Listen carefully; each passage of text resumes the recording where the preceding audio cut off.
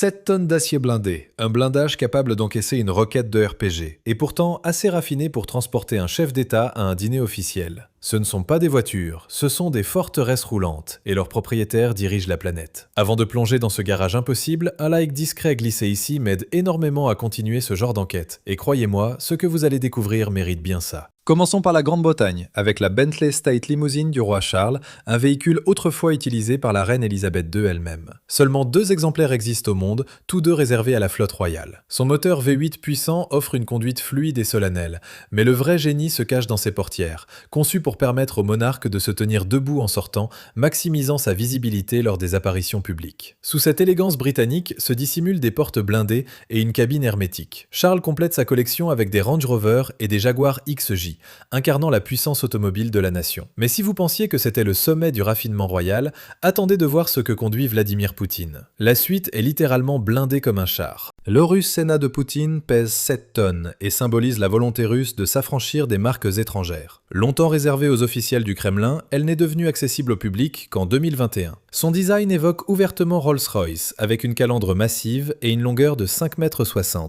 dépassant même la Rolls-Royce Ghost. La version utilisée lors de la dernière investiture présidentielle affiche un intérieur sombre, bois véritable, cuir précieux, rideaux épais et sièges massants inclinables, séparés par une cloison offrant intimité totale. Les places arrière, inspirées de la première classe aérienne, intègrent tablettes rabattables et écrans intégrés aux appuis-têtes pour tenir des visioconférences en pleine route. Sous le capot, un V8 4,4 litres biturbo, couplé à un moteur électrique, développe 660 chevaux, permettant à ce mastodonte d'atteindre 100 km/h en 12 secondes, malgré son poids colossal. Ses vitres résistent aux tirs de Kalachnikov et même de fusils de précision. Son châssis blindé encaisse les explosions, ses pneus roulent à plat et son réservoir blindé permet de continuer à rouler sous le feu ennemi. Un système de filtration d'air le protège même des attaques chimiques. Et pendant qu'on parle de sécurité extrême, laissez-moi vous dire un mot. Abonnez-vous dès maintenant si ce genre de coulisses vous fascine, parce que la suite va encore plus loin dans l'improbable. En Australie, Anthony Albanese circule à bord du Commonwealth 1, une BMW série 7 profondément modifiée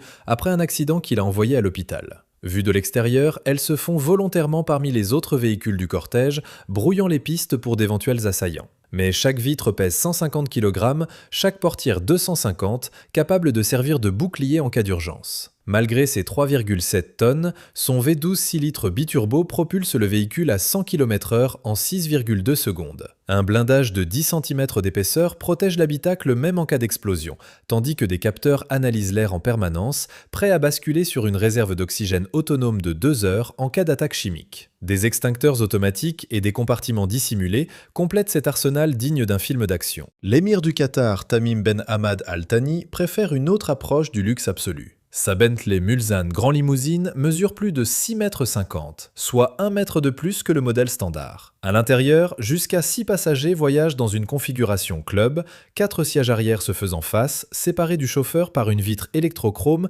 qui devient opaque d'une simple pression. Sur les routes étroites de Monaco, ce géant britannique escorté par la police française n'est jamais passé inaperçu. Et puisqu'on parle de discrétion presque impossible, dites-moi en commentaire quel véhicule de cette liste vous impressionne déjà le plus, parce qu'on n'a encore rien vu. Direction le Cameroun, où le président Paul Biya, connu pour sa discrétion médiatique, roule en Range Rover Sentinel, une version blindée et renforcée du modèle autobiographie classique. La version allongée, baptisée Classe N, ajoute une touche aristocratique avec ses jantes de 20 pouces, capables de continuer à rouler même crevé. Son moteur V6 3 litres développe 340 chevaux, privilégiant la fiabilité à la vitesse pure. L'habitacle est renforcé de 6 couches d'acier haute résistance, offrant une protection redoutable contre les balles comme contre les explosions, tandis qu'une batterie de secours garantit le fonctionnement du véhicule, même en cas de panne électrique totale.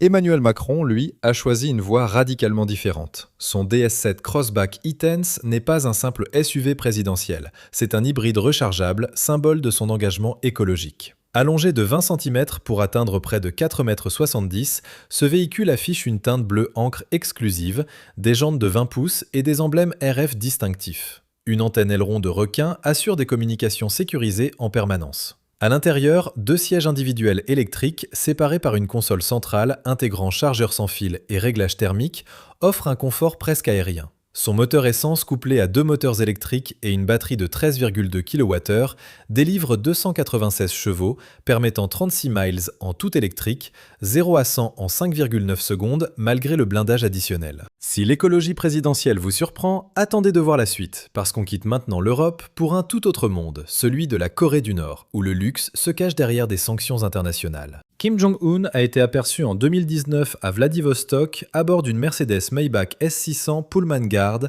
de plus de 6,40 m de long. À l'intérieur, habillé de cuir blanc immaculé. Malgré les sanctions censées bloquer tout import de produits de luxe vers la Corée du Nord, le régime a réussi à se procurer ce mastodonte. Son V12 5,5 litres biturbo développe 517 chevaux, offrant une accélération surprenante pour un véhicule aussi massif. Mais au-delà du confort, ce Maybach figure parmi les véhicules civils les plus blindés au monde, avec une protection de niveau VAC R9, résistant aux munitions de gros calibre, aux explosions et à quasiment toute forme d'attaque. Des plaques d'acier renforcées protègent chaque zone vitale et ses vitres en polycarbonate armé résistent aux éclats. Avant d'aller plus loin, un dernier appel amical. Si cette plongée dans les garages les plus secrets du pouvoir vous captive, un commentaire ou un abonnement m'aide vraiment à préparer la suite de ce genre d'enquête. Et la prochaine voiture porte un surnom qui dit tout. On l'appelle simplement la Bête. Ce Cadillac unique, développé par General Motors sur la plateforme du GMC Top Kick, pèse entre 7 et 9 tonnes grâce à son blindage et à ses vitres épaisses de 13 cm.